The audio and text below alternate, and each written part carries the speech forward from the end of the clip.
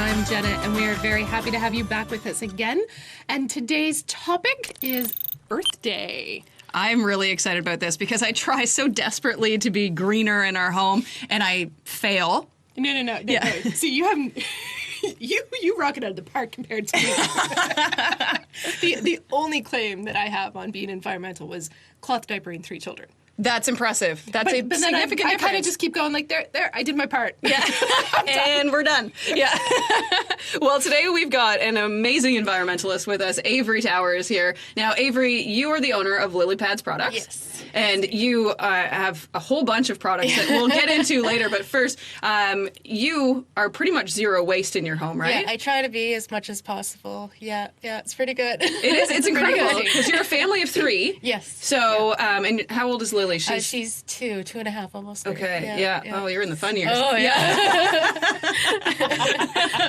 So maybe let's just start with when you started. How did you decide to go this way? Because I know that you're an amazing business owner, zero waste, but you're also really young too. Yeah. I think that it's absolutely amazing that you decided to jump on this bandwagon. Thanks. So tell me how you started. So towards the end of my pregnancy, so almost 3 years ago, I needed, I wanted Lily to grow up like the best way possible to really care about our environment. And so I did that slowly. I started with cloth diapers, and that was my my first idea. And then I just slowly went through our house over probably that year.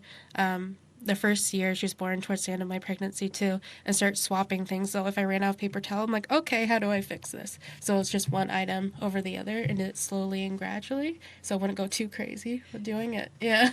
That's incredible. So how did you get your husband on board with this? Because that would be a big downfall in my house. Jay's like, I need paper towel. Yeah. Sorry. A lot of YouTube videos. Okay. And, like, when he was at work, I'll send him, like, memes or stuff. I'm like, look at this. And then I started saving all our garbage, too. So, like, put it, not stinky stuff outside. Right, yeah. But just save it on me, like, look at this. Yeah. And, like, that's a lot. And then, so, yeah, he's pretty good because he understood it. He's like, yeah, it's kind of common sense there. Like, we should help out. And then one day I said, what if we saved all our trash and used our backyard as, like, the dump, because when it goes away, it's not really going away. Right. Like, it's staying. And just to see just our little family, like, it's only 3 of us. And, yeah, he was really easy to get on board. I was surprised. After I thought seeing I was that, gonna have to work. Yeah. But then again, like, he works, like, 15-hour days. So I'm home with Lily, and I do, like, mostly all the shopping and stuff. So I kind of had control over that. And then, like, over, like, Valentine's Day, anniversaries, and birthdays and stuff, I'd be like, here's a reusable coffee mug. Yeah. Here's a reusable utensil kit. But I think once he saw me, like, when I started Lily Pads, Lily was around 1, I think. He saw, like, I was really putting everything into it, and I wanted to help other people. And so he's like, this is pretty cool. And so he's really on board. Yeah. That's fantastic. I think a lot of people, that's probably a tipping point is when kids come into the picture. You start to really think about the impacts and what you're doing. Yeah. For someone who's kind of in that starting zone, what are some of what were some of the things that were the easiest for you to switch out? The easiest probably like paper towel, so you can use paper towel or rags, even like cut up old t-shirts and stuff. So it's like those everyday items, and I think the best way is to start outside the house, so be mindful of what you're bringing in. And so it will slowly swap itself out. Even using reusable utensil kits, even if you just bring your own cutlery from your house to work or school or whatever. And stainless steel straws, mason jars. Everything. We don't even have glasses in our house because you can use them as Tupperware. You can freeze things in them. You can freeze mason jars? Yeah. So you Interesting. fill it up. Yeah. You don't want it to, like, fluctuate too much in temperature. Okay. So maybe what I do, I let the food cool off a bit. Right. I put it in. I leave about, like, 2 inches of space between the liquid because the liquid's going to expand. And so I just put it in the freezer because I like to have a stock freezer because like I have my own business and I work, and so it's a little bit hectic some days. So I usually have freeze a whole bunch of meals and I put them in there, and then I could just unscrew the top of the mason jar and either microwave it, or if we're going out, I can just bring our meals or snacks, or even I pre-make hummus, put them in the mason jars and put them in our bag, and by lunchtime it's thawed out and it's hummus again. So, yeah. Wow. Those are goals, man. They are serious You need goals. a little bit, like, try to cook, like, just a little bit, even if you have, like, one day and you pack all these meals and just shove them in the freezer. Yeah. So it's like the Lunchables, but, like, mason jar Lunchables. Mason jar Lunchables. Yeah. I like that. I think that's probably a tripping point too for some people that are trying to get on board with this, because it's become much more common now than it was. So you know that there are stores and there are places online now where you can go and you can get these products, but there is still a price point there that's tricky for a lot of people. What are some of the best investments in your opinion, other than, of course, your products? Yeah. But in general, you don't make everything. Yeah. So what are some of the things that might be easier for people to get into? If you have kids, cloth diapers are great because they resell really quickly. Like if you go on Kijiji or Facebook Marketplace, you can get most of your money back. Even I bought some, And they look awesome. they're so cute. They are they're really cute. Yeah. So you can do that, or you can even what I did for a little bit when she was smaller is I would get what are those called? Flour sack towels that you get at Walmart. Like they're like dish towels, and you get, I think, 6 in a pack for $6, and I use that as like a pre-fold, and then I'll take one of my husband's old shirts and tie it around her. And this was like on accident because we went swimming and I didn't bring her a diaper, so I was trying to makeshift it. Yeah. And I went to that, and then I cut out fleece because it's water resistant, and so I used that as a cover and just like a long rectangle and tied it over the makeshift diaper insert. Wow. And you even got to the point when she was potty training, you made your own potty training pants too, right? Yes, I did that. It was just out of fleece, and then the Zorb that I use in the menstrual pads, I just put it inside and sandwiched it together. And it's really stretchy, the fleece that I use, so she just pulls them up, pulls them down. And, awesome. Yeah, because they can be pretty expensive. They can run up to like $30+. Right. That is such a racket. Yeah. Well, especially for a kid that's just potty training, you know they're using it all the time. They're getting wet. That's incredible. I think I tried cloth diapering. I did. Sarah, my oldest, was pretty much fully cloth diapered, and then Aaron was cloth diapered for 3 months, and then I was like, enough of this racket. 2 kids in diapers, I can't. It's not happening. So you're right. I resold them and made it good resale value. Exactly. A lot of people too, they do it part-time, so they'll cloth diaper at home, and then when they go out, they use disposables, and that's better than not doing it at all, because maybe you're doing a couple a week that are disposables. Yeah. Every little bit makes a difference, right? Yeah. That was pretty much what we did with with our daughter. It was pretty much 100% cloth. The odd time when we'd send her with someone else, we would be like, okay, if you're not prepared to do it, we'll here's this option. You can use disposables. We're not, and then with the boys, when there were 2 of them, it became a lot to carry around if we were going places to take the diaper stash and the wet diapers and everything. So we used more disposables with the twins than we did with Clara, but we still at home it was all cloth, and they stayed in those damn things. She was early potty trained. They were late. It was like, oh my goodness. How's it fun running around with this giant thing on their butts, right? They're big. They're big. Yeah, we used to go and to like play dates and stuff, and they have open plays, and some moms would be like, oh wow, she must be cloth diapered. I'm like, she is. Yeah. She doesn't have that much junk in her trunk. They start plop and they plop down. They get this nice At least when they cushion. fall, it doesn't hurt too much.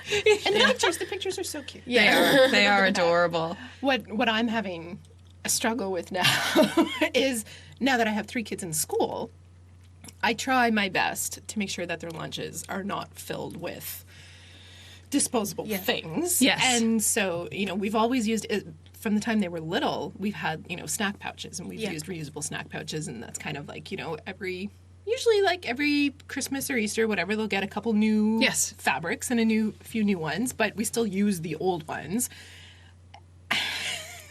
But the cost drives me nuts because I try to buy like nice reusable lunch containers that they can handle like at the school. Like nice fancy ones. Yeah. My children destroy everything.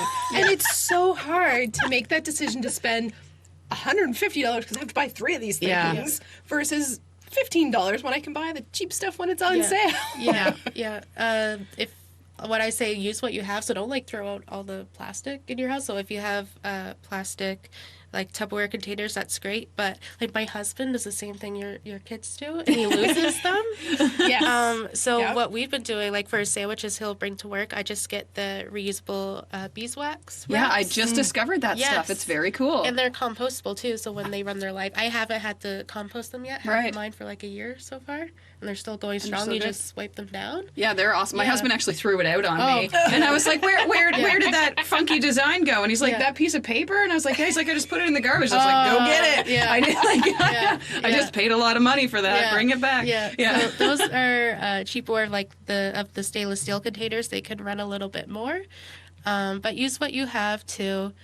And also say like the mason jars again, because you can get a whole big pack of them at Superstore, Walmart, or whatever for like $10, I think it is. Yeah, they're not the size. Not very expensive. And in pickling season, you can get them on sale. Well, and the same thing. Those you can find people selling lots of them as well. Like people who are done pickling or had extras or whatever. You can often find. I bought about 50 of them for $10 off Kijiji last summer. Wow. She's like, "What are you gonna do with all of them?" I'm like, "Oh, put my food in them." She's like, "How much food for what?" I'm like, "Food for everything." Yeah, everything. Any DIY facial scrubs, everything that's going to go in there. And that's a good point, actually. And it was you that got me on board with this, taking my mason jars or any containers to a store where you can buy in bulk and filling them up there, because they'll give you a discount if you bring your own containers, which is awesome. And then you're not bringing home those plastic bags full of stuff all the time that you're just going to throw away as well. So you can even use cloth or canvas bulk bags too, so they're lighter. You can stuff a whole bunch of them in your purse.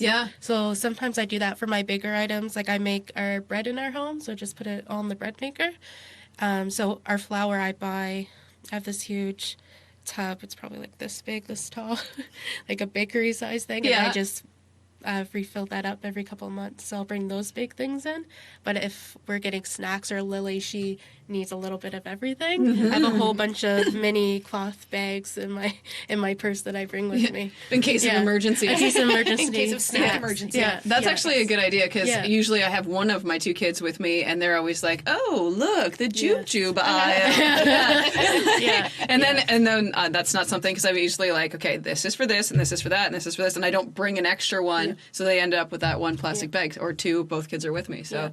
That makes sense. I like find that. It's a little bit cheaper too to shop at Bulk Barn, because they do have coupons. So if you look on the Flip app, I think for the next couple of days it's 20% off your purchase of $10 or more, and then they usually have a $3 coupon. Yeah. And I think it was last Earth Day they did you get $10 off of $30 or more that you buy, and then you get a free Earth Day bag. Hey, so I did that last year.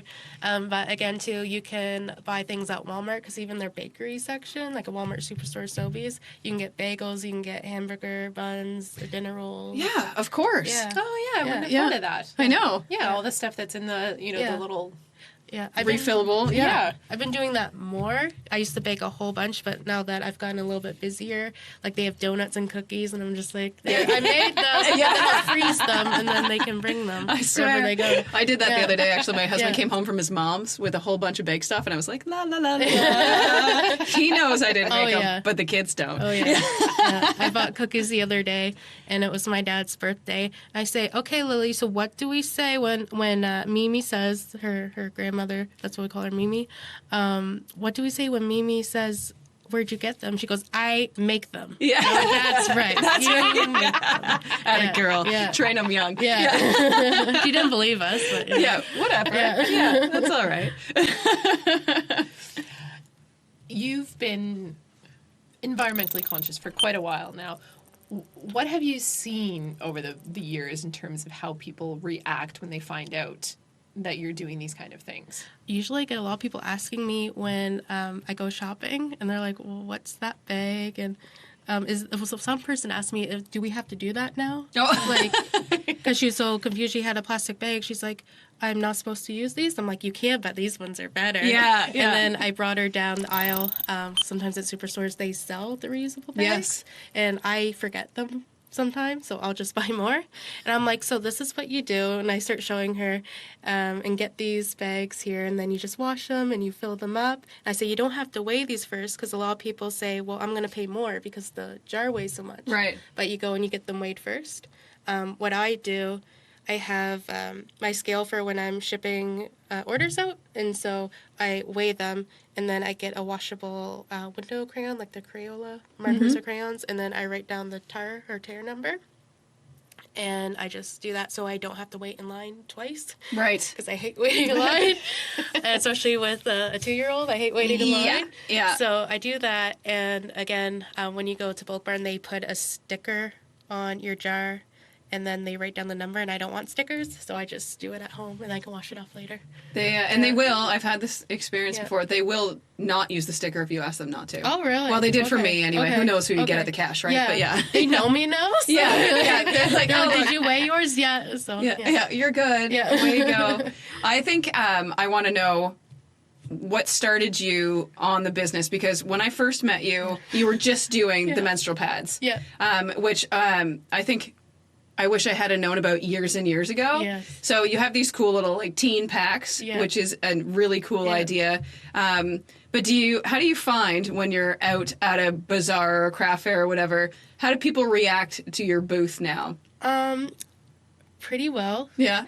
Some of the older ladies are not quite sure, but they're like, but these came about, like the disposables are easier, and they were created because they're easier. She's like, I don't understand, you're going backwards. Yeah. And I'll just tell her about the environment. She'll be like, okay, I get it now. Yeah. But first, when I did the first shows, because I did it at the Chocolate River Farmers Market, like I wanted to die. Like I was like so nervous, because I'm like, I'm talking about pads. Yeah. Like I didn't think this through. And what have I done? Yeah. And then I remember you were telling me that it was you did a show at the Riverview High School that we went to, and that was like my first craft show. Yeah. And I sat down. I didn't look at anyone. And I was so nervous, and I didn't saw a thing. I'm like, what did I do? Like, I'm going to not do this anymore. I'm like, I can't do this. And now, on your Etsy shop, you're over 1,000 sales. Yeah. Like, that's incredible. Yeah, it's incredible. Nuts. It's nuts, It's nuts. Yeah, when she says she's a little bit busy, she means it. Yeah, for sure. So what other things do you make? Because you have more than that. I have managed to get my hands on some of your little makeup face wash pads that my kids steal and use for baby blankets. But like Shopkin baby blanket anyway. Oh, that's a good idea. Oh yeah, yeah, great idea. They're smart. Great idea. I'd love to have them back. Yeah. So we have like the reusable menstrual pads. We have the facial rounds, nursing pads, utensil kits, unpaper towel, napkins. Oh, probably missing some things. Unsponges. What is an unsponge? So unsponge is like a sponge, a kitchen sponge or a loofah, and you just throw it in your washer and dryer. Or what I do, I just put it in the top rack of my dishwasher, so I don't have to run downstairs to clean it. Okay. And so what it is, on one side, it's microfiber. And then on the other side, it's usually 100% cotton flannel. And then on the inside, which makes it a sponge, like you feel them, they just feel like a normal sponge, but way prettier. It's a material called new foam. And so it's what they make outdoor furniture out of. It's compressed polyester. And so it's naturally anti-mildew and it won't mold or anything. Yeah.